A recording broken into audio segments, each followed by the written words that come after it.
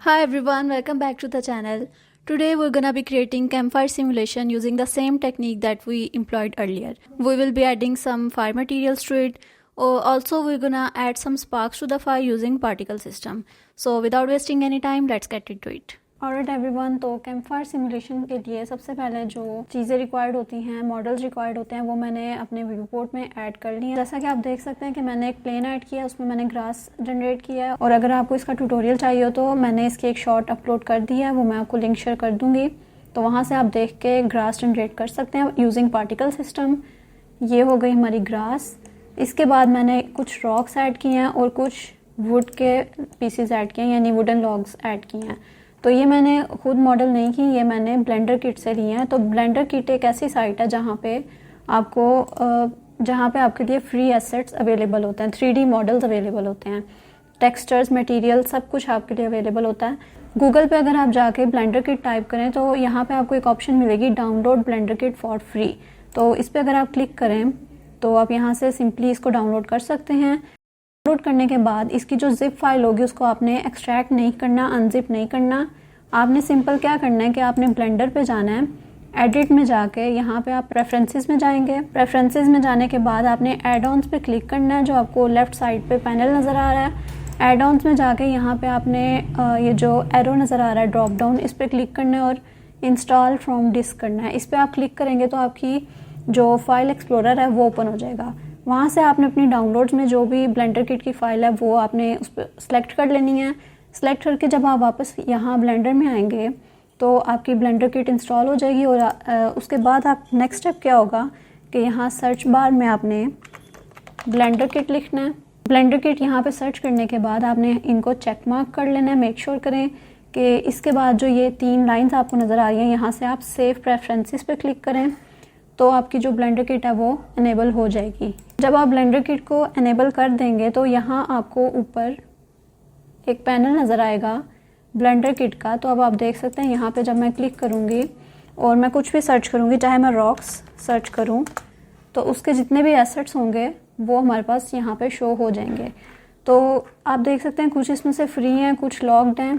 तो लॉक्ड अगर आप नहीं यूज़ करें, फ्री यूज़ करना चाहते हैं, तो आपके पास इसके लिए एक टिप ये है कि यहाँ पे आपको ये फ़िल्टर नज़र आ रहा होगा, फ़िल्टर का आइकन, इस पर क्लिक करेंगे तो आपने फ्री फर्स्ट को चेक कर देना है। तो जितने भी फ्री एसेट्स होंगे ब्लेंडर किट के वो आपको पहले शो होंगे और जो प्रीमियम या लॉक्ड फीचर्स होंगे वो आपको यहाँ पे पहले शो नहीं होंगे। इसी तरह मैंने यहाँ से रॉक्स लेके वो ऐड किए हैं। मैंने सिंपल एक रॉक ऐड किया और उस पर एरे मॉडिफायर अप्लाई कर दिया सर्कुलर में, और इसकी जो पोजिशन और स्केल और थोड़ा सा इसका आप कह लें कि फ्लिपिंग है उसको मैंने रेंडमाइज कर दिया। यहाँ पे आप देख सकते हैं, चाहे तो आप ये सेटिंग्स कॉपी कर लें, it's all up to you. Rocks add करने के बाद मैंने कुछ वुडन पीसेस ऐड किए और इनको इसी तरह रेंडमली प्लेस कर दिया है। एक आउटर सर्कल क्रिएट किया है वुड्स का।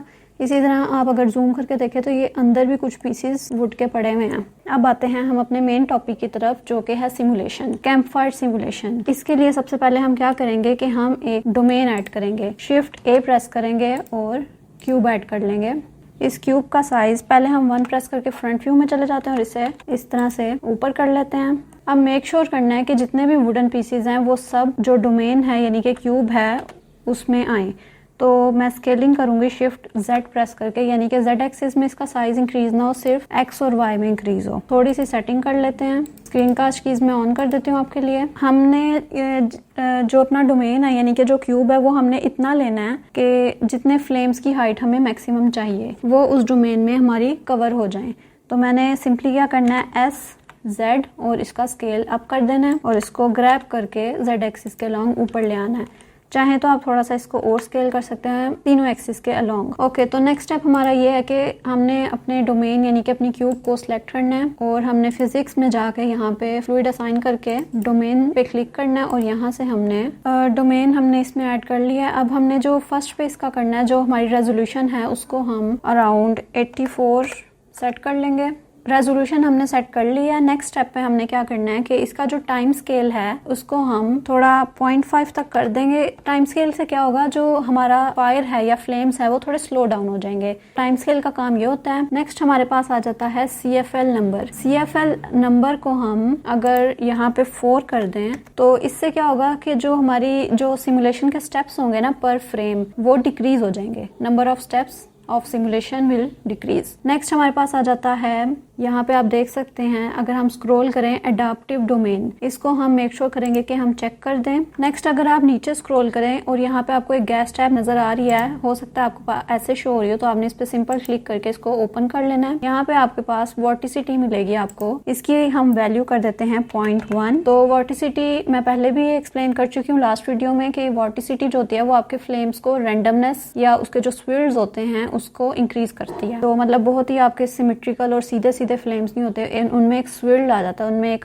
रेंडमनेस आ जाती है। नेक्स्ट अगर हम नीचे स्क्रॉल करें तो ये फाइल मेन्यू आपको मिलेगा, फाइल टैब मिलेगी, इसे ओपन करेंगे तो ये रिएक्शन स्पीड, इसे थोड़ा सा एक्सपेंड कर लें पैनल को। रिएक्शन स्पीड को हम थोड़ा सा 0.5 तक ले जाते हैं। अब रिएक्शन स्पीड क्या होती है कि आपके जो फ्लेम्स हैं फायर में, उनकी हाइट रिएक्शन स्पीड से कंट्रोल होती है। मतलब इसमें मैंने आपको ये पहले लास्ट वीडियो में भी एक्सप्लेन किया कि जो जितनी आपकी लो वैल्यू होगी उतने ही आपके टॉल फ्लेम्स होंगे। तो नेक्स्ट अगर आप नीचे स्क्रॉल करें, सबसे पहले तो आपने टाइप सेट कर लेनी है मॉड्यूलर पे और इसे रिज्यूमेबल को आपने चेक कर देना है। तो इससे क्या होगा कि जब आप बेक कर रहे होंगे डाटा तो आपके पास ऑप्शन होगी कि आप बेकिंग को हाफ वे स्टॉप कर सकें। अब यहाँ पे फ्रेम स्टार्ट और एंड है, हम एंड वाले फ्रेम को 150 कर लेते हैं। इसके बाद अगर हम आ जाए रेंडर पे, नीचे स्क्रॉल करेंगे आपको एक रेंडर का ऑप्शन मिलेगी। यहाँ पे आपको शो हो रही है वेलोसिटी स्केल। वेलोसिटी स्केल को अगर हम 1 की बजाय 0.2 कर दें तो इसका काम ये होता है कि जो आपका फायर होता है उसके फ्लेम्स को मोशन ब्लर दे देता है। मतलब कार्टूनिश लुक नहीं होती वो, बल्कि रियलिस्टिक लुक देता है फ्लेम्स को by adding motion blur to the fire. यहाँ पे जो हमारा डोमेन ऑब्जेक्ट है वो हमारी सेटिंग सारी डन हो गई है। नेक्स्ट हमारा आ जाता है फ्लो ऑब्जेक्ट, जिनको हमने फायर पे सेट करना है ना, हमने उन्हें सेलेक्ट करना है। तो ये जो बाहर वाले आपको वुड पीसेस नजर आ रहे हैं, इनको हम शिफ्ट प्रेस करके सिलेक्ट कर लेंगे। इसमें आपने क्या करना है कि ऑब्जेक्ट्स को सिलेक्ट करना है और इसमें फ्लूइड ऐड करके आपने इसे फ्लो ऑब्जेक्ट कर देना है। अब फ्लो ऑब्जेक्ट में आपने जाके जो आपका फ्लो टाइप है इसको हम फायर कर देंगे। फायर करने के बाद जो हमारा बिहेवियर है उसको हम इनफ्लो कर देंगे। ये बिहेवियर का मैं आपको काफ़ी डिटेल में लास्ट वीडियो में एक्सप्लेन कर चुकी हूँ। नेक्स्ट हमारे पास फ्लो बिहेवियर के नीचे अगर हम देखें, यहाँ पे हमें फ्यूल मिलेगा, फ्यूल वैल्यू। फ्यूल वैल्यू आप अगर हम 1.3 कर दें तो इसका मतलब ये है कि आपका जो फ्लेम है उसको बहुत एक रियलिस्टिक सी क्योटिक सी लुक मिलेगी। अगर आप नीचे स्क्रॉल करें और ये देखें आपको एक फ्लो सोर्स की टैब मिलेगी, इसमें आपने जो सरफेस एमिशन की ऑप्शन है इसको आपने 1 पे ही रहने देते हैं हम। इसकी वैल्यू डिसाइड करती है या कंट्रोल करती है कि जो आपकी फायर है वो मैश के कितनी क्लोज है। तो इस चीज को कंट्रोल करने के लिए हम सरफेस एमिशन की ऑप्शन पे जो वैल्यूज पुट करते हैं वो इसको कंट्रोल करती है। यहाँ तक हमारे फ्लो ऑब्जेक्ट की सेटिंग्स हो गई हैं। अब नेक्स्ट है कि हमने टेक्सचर ऐड करना है। तो टेक्सचर ऐड करने के लिए आपको नीचे ऑप्शन मिलेगी, आपने फर्स्ट इसको चेक मार्क करना है और इसे ओपन करेंगे। अच्छा, टेक्सचर्स हमने चेक कर दी हैं। अब हम टेक्सचर पैनल पे जाएंगे। इसके बाद आपने ये जो टाइप वाला पैनल है इसमें आपने जाना और इसे ओपन करना है। यहाँ पे आपको काफी मल्टीपल टाइप्स मिलेंगी, इसमें से हमने क्लाउड्स को सिलेक्ट कर लेना है। यहाँ पे आपको साइज मिलेगा, ये हम थोड़ा सा कम कर देते हैं, 0.2 इज ओके। अगर हम इसे थोड़ा पैनल को एक्सपेंड कर लें तो आप देखेंगे आपको इसमें कुछ वाइट पार्ट्स नजर आ रहे हैं और कुछ ब्लैक पार्ट्स नजर आ रहे हैं। तो बेसिकली इनका मतलब क्या है, जो टेक्सचर में हमारा वाइट पार्ट है वो जहाँ जहाँ पे आपकी फ्लो ऑब्जेक्ट में आएगा उसका मतलब है कि वहाँ फायर शो होगी। वो जो वुडन पीस है वो फायर इमिट नहीं करेगा जहाँ से वो ब्लैक होगा, लेकिन जहाँ से वो वाइट होगा वहाँ से फायर एमिट होगी। टेक्सचर को और डिफाइन करने के लिए हम यहाँ कलर्स पैनल में आएंगे और इसमें नीचे स्क्रॉल करेंगे तो आपको कंट्रास्ट की ऑप्शन नजर आएगी। कंट्रास्ट आपने थोड़ा सा इंक्रीज कर लेना है, इससे आपकी जो फायर की लुक है वो थोड़ी और डिफाइंड हो जाएगी। ये हमारे टेक्सचर की सेटिंग्स हो गई हैं। नेक्स्ट हमने क्या करना है, हमने फिजिक्स टैब में जाना है। यहाँ पे जो ये नीचे सबसे ये था ना, इसमें हमने इनफ्लो टेक्सचर ऐड कर देना है। टेक्सचर हमारा ऐड हो गया। अब नेक्स्ट स्टेप क्या है कि हम चाहते हैं कि ये टेक्सचर इसी तरह मतलब स्टैटिक उसमें पोजीशन में ना रहे, हम एनिमेशन प्ले करें तो साथ साथ जो टेक्सचर है वो भी एनिमेट हो। तो इसके लिए आपने क्या करना है, सिंपल है कि हम मैनुअली टेक्सचर को एनिमेट करने की बजाय हम क्या करेंगे कि यहाँ पे आपको नीचे सबसे लास्ट पे ऑफसेट की ऑप्शन मिलेगी। अच्छा, आपने इसमें क्या करना है, सिंपल आपने वैल्यू ऐड करनी है, चाहे तो आप ये कॉपी पेस्ट भी कर सकते हैं। आपने लिखना है हैशटैग frame/150। अब 150 हमारे टोटल नंबर ऑफ फ्रेम्स हैं। इससे क्या होगा कि एनिमेशन प्ले होगी तो वो ऑटोमेटिकली हमारी जो टेक्सचर है वो भी एनिमेट होता जाएगा। इसको हम एंटर कर देते हैं। फ्लो ऑब्जेक्ट भी हमारा रेडी हो गया यहाँ पे। अच्छा, इसमें अब एक और चीज़ है, हमने जो लास्ट पे ऑब्जेक्ट अपना सेलेक्ट किया था ना, यानी कि इन सबको सेलेक्ट करने के बाद लास्ट पे हमने ये वाला पीस सेलेक्ट किया था, तो जो हमारा फ्लो ऑब्जेक्ट है वो सिर्फ इस पे सेलेक्ट हुआ है। अब हमने करना क्या है, वो ये है कि हमने इन सारे वुडन पीसीस को बारी बारी शिफ्ट प्रेस करके सिलेक्ट करना है। जिन ऑब्जेक्ट्स को हमने फ्लो ऑब्जेक्ट बनाना है वो हमने सेलेक्ट करना है, और लास्ट पे हमने जिस पे फ्लो वाली प्रॉपर्टीज़ हैं, सेटिंग्स हैं, वो हम अप्लाई कर चुके हैं, उसको हमने सेलेक्ट करना है। कंट्रोल L प्रेस करना है और कॉपी मॉडिफायर्स कर देंगे। फिर हम कंट्रोल L प्रेस करेंगे और हम ऑब्जेक्ट डाटा कर देंगे। तो इससे क्या होगा कि जो भी हमारी सेटिंग्स इस पे अप्लाई हुई हुई थी वो बाकी सब पे भी अप्लाई हो जाएंगी। एज यू कैन सी ये सारी चीज़ें हो गई हैं। तो अब आपको पता चल गया कि अगर हम एक ऑब्जेक्ट पे कोई सेटिंग्स अप्लाई कर दें और वो हमने बाकी मल्टीपल ऑब्जेक्ट्स पे मज़ीद अप्लाई करनी है, तो बजाय इसके कि आप वो मैनुअली बैठ के 1 बाय 1 करें, हमने क्या करना है कि सारे जो ऑब्जेक्ट्स होंगे उनको सेलेक्ट करना है। लास्ट पे हमने वो ऑब्जेक्ट सेलेक्ट करना है जिससे हमने कॉपी करनी है कोई चीज़, यानी कि हमने कोई मटेरियल या टेक्सचर या वट एवर मॉडिफायर वो हमने कॉपी करना है, तो वो हमने लास्ट पे सेलेक्ट करना है। हमने कंट्रोल L प्रेस करना है और उससे जो भी मॉडिफायर कॉपी करना है या ऑब्जेक्ट डाटा कॉपी करना है वो आपने कॉपी कर देना। तो इस तरह से आपकी हर चीज़ कॉपी हो जाएगी। अच्छा, नेक्स्ट अब हमने क्या करना है कि अब हमने अफेक्टर ऑब्जेक्ट करना है। डोमेन हमारा हो गया फाइनल, हमारा फ्लो ऑब्जेक्ट फाइनल हो गया। Next is effector. तो अब जो ये अंदर वाले वुडन पीसीज हैं हमने इनको सेलेक्ट कर लेना है। वापस हम फिजिक्स टैब पे जाएंगे, यहाँ से फ्लूइड पे आपने अफेक्टर पे क्लिक कर देना है।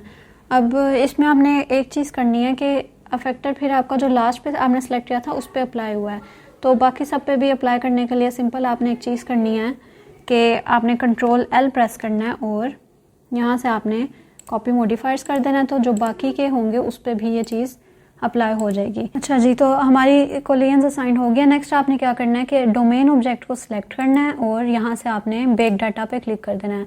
अब ये बेकिंग होना स्टार्ट हो गई है। अच्छा, बेकिंग हमारी डन हो गई है। नेक्स्ट हमने यहाँ से शेडिंग टैब में जाना है। यहाँ पे हमने न्यू क्लिक करना है। न्यू क्लिक करने के बाद लास्ट वीडियो में आपको याद होगा कि मैंने बताया था जो प्रिंसिपल BSTF होता है वो मैश के लिए होता है, टेक्सचर्स ऐड करने के लिए, कलर्स ऐड करने के लिए, लेकिन file is not a mesh. तो उसके लिए हम एक मटेरियल ऐड करते हैं। पहले हम इसे डिलीट कर देते हैं। अब हम शिफ्ट A से ऐड करेंगे प्रिंसिपल वॉल्यूम। अच्छा, ये हमने प्रिंसिपल वॉल्यूम ऐड कर लिया है। इसका जो वॉल्यूम की नोड होगी वो हम वॉल्यूम से मटेरियल आउटपुट के वॉल्यूम से कनेक्ट कर देंगे। नेक्स्ट आपने क्या करना है कि यहाँ पे डेंसिटी की आपको ऑप्शन मिलेगी, इसको आपने 5 पे सेट कर देना है। इसके बाद हम एक एट्रीब्यूट ऐड कर लेते हैं। As you all know, shift A से हम न्यू ऑब्जेक्ट ऐड करते हैं, तो शिफ्ट A प्रेस करके हम न्यू नोड भी ऐड कर सकते हैं। तो हमने क्या करना है कि एट्रीब्यूट नोड ऐड करनी है। यहाँ से एट्रीब्यूट नोड ऐड हो गई। शिफ्ट A प्रेस करके हमने कलर रैंप का एक नोड ऐड करना है। अच्छा, अब इसमें आपने क्या करना है कि जो आपके पास फैक्टर वाला नोड है वो हमने फैक्टर में प्लग कर देना है, और इसी तरह जो इसका कलर रैंप का कलर नोड है वो हमने प्रिंसिपल वॉल्यूम के एमिशन स्ट्रेंथ में प्लग कर देना है। शिफ्ट A प्रेस करके एक मैथ नोड ऐड कर लेनी है और आपने इसको ऐड से मल्टीप्लाई पे स्विच कर देना है, और आपने इसे कलर रैंप और प्रिंसिपल वॉल्यूम के दरमियान में रखना है। कलर रैंप को सिलेक्ट करना है और कंट्रोल शिफ्ट D प्रेस कर देना है। इससे क्या होगा कि ये कनेक्ट इससे रहेगा और डुप्लीकेट भी हो जाएगा। अगर आप सिंपल शिफ्ट D क्लिक करेंगे तो क्या होगा, डुप्लीकेट तो हो जाएगा लेकिन एट्रीब्यूट से कनेक्शन इसका ख़त्म हो जाएगा। तो हमने क्या करना है, सिंपल कंट्रोल शिफ्ट D करना है ताकि इससे कनेक्शन भी रहे और डुप्लीकेट भी हो जाए। और जो अब सेकेंड वाले कलर रैंप की नोड है वो हमने एमिशन कलर में प्लग कर देनी है प्रिंसिपल वॉल्यूम के। अच्छा, नेक्स्ट हम इसके थोड़े से कलर्स सेट कर लेते हैं। अब आप देख सकते हैं कि फ्लेम कुछ इस तरह से हमें शो हो रहे हैं। वापस हम शेडिंग पैनल पे जाएंगे, सॉलिड मोड में यहाँ से भी चले जाते हैं। अच्छा, यहाँ से अब आपने कलर्स को थोड़ा सा सेट कर लेना है अपनी मर्ज़ी के अकॉर्डिंग। अच्छा, ये जो कलर रैंप होता है ये आपको वैसे समझने से ज़्यादा तब आपको इसकी अंडरस्टैंडिंग होती है जब आप इसको साथ खुद एक्सपेरिमेंट्स करते हैं। तो यहाँ पे आप इस तरह के थोड़े से एक्सपेरिमेंट्स करें। जिससे मैंने अब 2 कलर रैम्प्स लिए हैं जिसमें से मैं एक के साथ ब्लैक और वाइट के साथ करूँगी और इसका मैं पर्पज़ आपको बता चुकी हूँ। अच्छा, अगर हम दूसरी कलर रैम्प की तरफ आएँ और इसके कलर को थोड़ा सा हम ऑरेंज साइड पर लेकर जाएँ और इसी तरह जो ये है इसको हम थोड़ा रेड की साइड पर लेकर जाएँ, तो ये कुछ इस तरह से हमें शो होगा। फ्लेम्स को ये थोड़ा सा ज़्यादा रियलिस्टिक लुक देगा, तो आप कलर्स के साथ अपनी मर्ज़ी से प्ले कर सकते हैं। अच्छा, अब हम अगर सॉलिड मोड में आके एनिमेशन प्ले करें तो ये कुछ इस तरह से शो हो रही है। डोमेन ऑब्जेक्ट, फ्लो ऑब्जेक्ट और इफेक्टर को हमने सेट कर लिया है। नेक्स्ट अब जो करेंगे वो ये होगा कि हम फायर में थोड़े से स्पार्क्स ऐड करेंगे। तो फायर इसी तरह बिल्कुल सिंपल सी हो, फ्लेम्स हो, वो थोड़ा रियलिस्टिक नहीं लगता, लेकिन जब फ्लेम्स में थोड़े स्पार्क्स, थोड़ी सी वो चिंगारियाँ ऐड हो जाएं तो वो और ज़्यादा रियलिस्टिक लुक देते हैं। अच्छा जी, तो हमने अब इसमें थोड़े से स्पार्क्स ऐड करने हैं। स्पार्क्स ऐड करने के लिए we need to add a new object. Shift A press करके आप यहाँ मैश में सर्कल पे क्लिक कर लेंगे। अगर हम नम पैड से डॉट प्रेस करें तो ये हमें बताएगा कि हमारा सर्कल कहाँ है। तो इसको बॉटम से भी आप देख सकते हैं। स्केलिंग इसकी थोड़ी सी इंक्रीज़ कर देते हैं। अगर हम 1 प्रेस करें, फ्रंट व्यू में जाएं, तो आप देख सकते हैं जो ऑरेंज लाइन हाईलाइट हुई हुई है ये हमारा सर्कल है। तो आप इसे थोड़ा सा ऊपर ले आएँ, और लेकिन मेक श्योर करना है कि ये जो हमारी फायर है उससे नीचे ही रहे।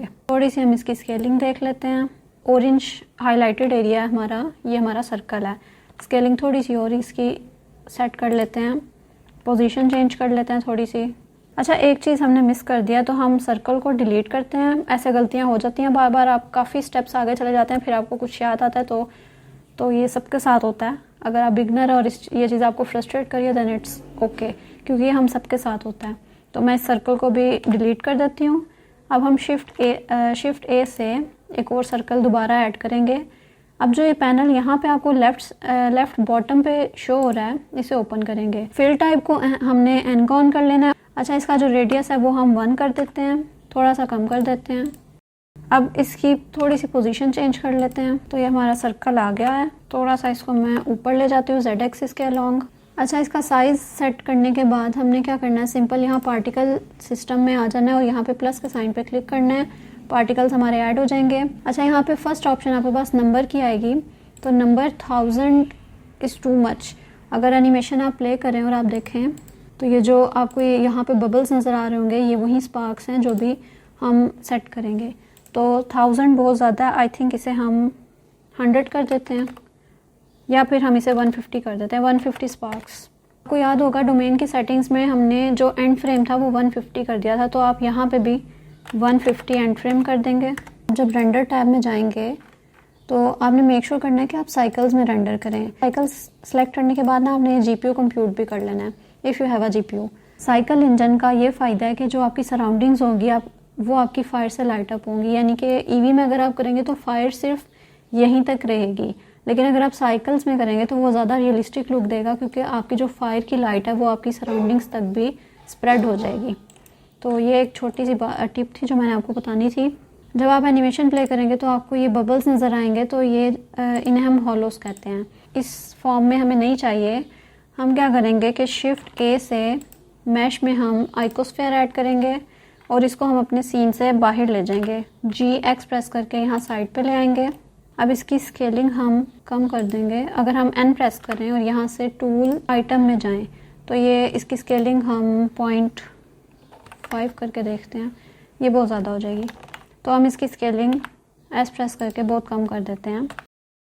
आइकोस्फेयर की स्केलिंग के बाद आपने करना क्या है कि आपने वापस अपना सर्कल सेलेक्ट करना है और पार्टिकल टैब में नीचे जब आप स्क्रॉल करेंगे यहाँ पे आपको रेंडर की एक टैब मिलेगी। इसको हम ओपन करेंगे तो ये रेंडर एज ऑब्जेक्ट कर देंगे और इंस्टेंस ऑब्जेक्ट में आप सिंपली ये आई ड्रॉपर से भी ले सकते हैं। और अगर आप क्लिक करें यहाँ पे तो ये काफ़ी सारी आपको ऑप्शंस मिलेंगी, तो इसमें ढूंढना मुश्किल है। आपने सिंपल आई ड्रॉपर पकड़ना और आइकोस्फेयर पे जाके क्लिक कर देना है। ये आपका ऑब्जेक्ट असाइन हो गया। अब अगर एनिमेशन प्ले करें तो आपको यहाँ पे शो हो रहा होगा कि हमारे जो स्पार्क्स हैं वो नीचे की तरफ जा रहे हैं।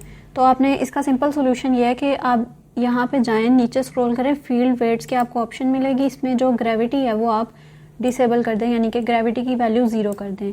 तो जब आप एनिमेशन को दोबारा प्ले करेंगे स्पार्क्स हमारे ऊपर की तरफ जा रहे हैं। अब इसमें एक चीज़ है कि सारे स्पार्क्स का साइज़ जो है वो सेम है, उसके लिए यहाँ पे आपको स्केल रैंडमनेस की ऑप्शन मिलेगी, इसकी वैल्यू हम इंक्रीज कर देंगे। अब अपनी एनिमेशन प्ले करेंगे तो अब आप देख सकते हैं कि जो साइज़ है वो हमारा रैंडमाइज हो गया है। कुछ पार्टिकल्स बड़े हैं, कुछ छोटे हैं, और वैसे भी अगर आप ओवरऑल चाहें तो पार्टिकल्स का साइज़ कम कर सकते हैं ताकि स्पार्क्स हमारे छोटे छोटे नज़र आएँ, क्योंकि चिंगारियाँ काफ़ी छोटी छोटी और रैंडम होती हैं। अच्छा, अब हम चाहते हैं कि हमारे जो पार्टिकल्स हैं वो फायर के पाथ को फॉलो करें या फायर के फ्लो के साथ साथ फ्लो करें। तो आपने शिफ्ट ए प्रेस करना और यहाँ टाइप भी कर सकते हैं, और ये सेकंड लास्ट पे फोर्स फील्ड की ऑप्शन भी मिलेगी। तो फोर्स फील्ड पे आप क्लिक करेंगे और यहाँ पे लास्ट पे आपको फ्लूइड फ्लो की ऑप्शन मिलेगी। अच्छा, तो अब आपने क्या करना है कि फ्लूइड फ्लो हमने सेलेक्ट कर लिया और फिजिक्स पैनल में आके आपने यहाँ पे आपको डोमेन ऑब्जेक्ट की ऑप्शन मिलेगी। इसमें आपने सिंपली अपना क्यूब जो हमारी यहाँ पे डोमेन है उससे सेलेक्ट करना है। मैं आई ड्रॉपर से क्या करूँगी कि ये इस तरह से क्यूब को सिलेक्ट कर लूँगी, तो ये हमारी जो फायर का फ्लो है उसको फॉलो करेंगे हमारे पार्टिकल्स। अच्छा, अब इसमें एक और चीज़ है कि यहाँ पे आपको ना स्ट्रेंथ की ऑप्शन मिल रही है, तो इन पार्टिकल्स के फ्लो को थोड़ा सा इंक्रीज़ करने के लिए, स्पीड को इंक्रीज़ करने के लिए आप इसकी जो वैल्यू है वो इंक्रीज़ भी कर सकते हैं। मैं इसको ऑलमोस्ट 2.3 पे सेट करके चेक करती हूँ, तो ये मुझे ठीक लग रहा है। नेक्स्ट आपने इन पार्टिकल्स में थोड़ा सा मटेरियल ऐड करना है, क्योंकि अब आप जूम करके देखेंगे तो ये इस तरह से बगैर किसी मटेरियल के शो हो रहे हैं। तो अब आपने क्या करना है कि आपने अपने आइकोस्फेयर को सिलेक्ट करना है, आपने शेडिंग पैनल में जाना है और थोड़ा सा इस पर जूम कर लें, न्यू में जाना है। अच्छा, न्यू में जाने के बाद आपने क्या करना है कि प्रिंसिपल BSDF को डिलीट कर देना है और शिफ्ट ए से आपने एमिशन शेडर ऐड कर लेना है। अच्छा जी, तो इसके जो एमिशन नोड होगी वो हमने सरफेस से कनेक्ट कर देनी है और इसकी स्ट्रेंथ को हम 25 कर लेते हैं। उसके बाद ना अब आपने 3 नोड्स ऐड करनी है। पहले हम नोड्स ऐड कर लेते हैं। सबसे पहले हमें चाहिए यहाँ पे पार्टिकल इन्फो, नेक्स्ट हमें चाहिए हमारा कलर रैम्प, और जो लास्ट है वो हमें चाहिए हमारी जो मैथ नोड थी वो हमें चाहिए। इसको हम डिवाइड कर देंगे। अच्छा, अब आपने क्या करना है कि पार्टिकल इन्फो की जो एज है उसको आपने वैल्यू में कर देना है और जो लाइफ टाइम है वो भी वैल्यू में प्लग कर देना है। नेक्स्ट आपने जो इसकी डिवाइड का वैल्यू होगा उसको हम कलर रैम्प के फैक्टर में प्लग कर देंगे। इसी तरह कलर नोड को कलर में प्लग कर देंगे एमिशन में। जिस तरह से आपने पहले आपने अपना मटेरियल सेट किया था, इसी तरह से आपने इसके मटेरियल्स का कलर भी सिलेक्ट कर लेना अपने पार्टिकल्स का। सिंपल आप इससे थोड़ा रेडिश साइड पे रख लेंगे। रेंडर में आपने कुछ सेटिंग्स कर लेनी है, जैसे कि कलर मैनेजमेंट में आपने व्यू को फिल्मिक कर लेना है और लुक को थोड़ा सा हाई कंट्रास्ट कर देना है। रेंडर पैनल में जाके रेंडर प्रॉपर्टीज में आपने नीचे स्क्रॉल करेंगे तो मोशन ब्लर आपको शो होगा, इसे चेक मार्क कर देंगे और इसकी जो शटर वैल्यू है वो हम 0.3 कर देंगे। तो शटर वैल्यू का मतलब क्या होता है, वो ये है कि आपका जो फ्लेम्स हैं उनमें मोशन ब्लर इस तरह से रियलिस्टिक लुक दे रहा है, तो उस चीज़ को ये कंट्रोल करता है। अच्छा, लास्ट स्टेप में हम रेंडर व्यू में आ जाएंगे और हम इसमें जल्दी से अब कैमरा ऐड कर लेंगे। कैमरा ऐड करने के बाद आपने सिंपली इसको लॉक करके जल्दी से पोजीशन सेट कर लेनी है। ये हम सॉलिड व्यू में कर लेते हैं ताकि स्पीडीली काम हो जाए हमारा। रेंडर व्यू में काफ़ी टाइम लग जाता है। कैमरा सेटिंग्स में हम आउटपुट में थोड़ी सी इसकी रेजोल्यूशन चेंज कर देते हैं। कुछ इस तरह से हम कैमरे में इसको सेट कर लेते हैं। चाहे तो आप जूम इन कर लें, थोड़ा सा जूम आउट करके, ताकि आपका फोकस इस पे रहे। फिर इसे हम लॉक कर देंगे और control S save, make sure to save. अच्छा, अब हम रेंडर व्यू में जाते हैं और अभी हमारी एनिमेशन जो है वो साथ साथ रेंडर हो रही है, तो इसलिए आपको थोड़ा ना ग्रेनी लुक आ रही है। लेकिन अगर हम इसे प्ले करेंगे और एक्सपोर्ट करेंगे, रेंडर करेंगे, तो ये इट्स गोना लुक फाइन। अच्छा, तो ये रेंडर होने के बाद ना आपका कुछ सीन इस तरह का आएगा। अब इसमें सिर्फ मैंने बेस एक क्रिएट की थी और इसकी सराउंडिंग्स क्रिएट की थी। अगर आप चाहते हैं तो आप इसमें एक बैकग्राउंड भी ऐड कर सकते हैं, कुछ भी सीन हो जाए। चाहे आप इसमें माउंटेन्स ऐड कर दें या फिर कुछ यूट वगैरह ऐड कर दें, it's all up to you. मैंने सिर्फ इसमें एक ग्रास का प्लेन ऐड किया और थोड़ी सी रॉक्स और वुडन लॉग्स इसमें मैंने ऐड किए और इसमें मैंने कैंप फायर सिमुलेट कर दिया। So this was it. I hope आपको इसमें सब कुछ समझ आया हो। तो कोई भी चीज़ जो आपको समझ नहीं आई, you can just comment down below. Alright everyone, so today's session was really insightful. I hope you find it useful as well. Drop your feedback below. Also don't forget to like, share and subscribe. Catch you in the next one.